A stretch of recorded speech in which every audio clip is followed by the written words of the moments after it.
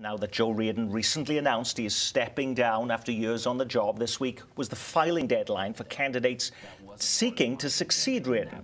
The field is now set. It'll be one of these 5 people. Unified Government Commissioners Nathan Barnes, Mark Holland and Anne McGeer, businessman and activist Cordell Meeks Jr. and Janice Witt, who's sought other offices in recent years. Do any of them have a leg up over one another at this point, Steve? Well, I think the field and voters are still sort of sifting through all this. This has all come upon the community much more quickly than anyone anticipated. There was a broad consensus in the community that Mayor Reardon was going to seek re-election for 4 more years. Suddenly he's not. This race is sort of just now setting itself up. But I think of the 5, the 2 names you hear the most often from insiders and sort of where this race might be going. Remember, there'll be a 2-candidate runoff, a general election then following in April to elect the new mayor.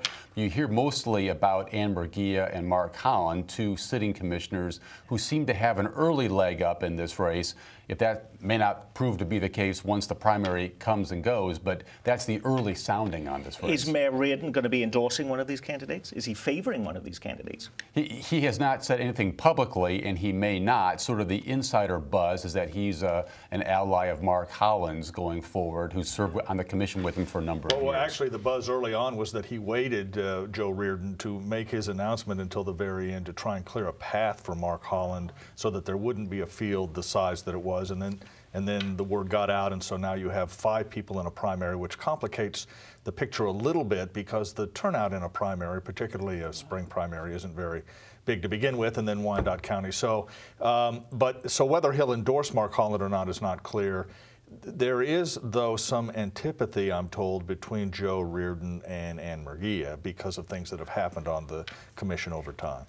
You know, there is also, though, some intense interest in that county to keeping the positive momentum going. I think folks over there have lived through so many years of tough times that now that there's positive momentum going, particularly out on the western side of the county, people want to keep the good vibe going, and that begins to suggest there might be a little more interest in this primary than we might typically see. I think there will be, and that is one reason why it is a shame that it's come about so fast, and that the primary is going to come upon people so quickly, because what they really need is the public needs those sort of forums or televised forums where they can hear each of these candidates.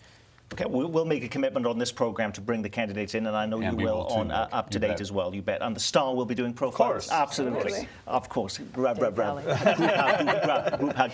By the way, Mayor Reardon, it was 2 weeks ago on this program, was also saying he was going to be having a job. Though he wasn't willing to disclose what that job was, do we know what that job he was going to was now? He has not said. He still hasn't said. We're very eager to find out what it is, Nick. Okay.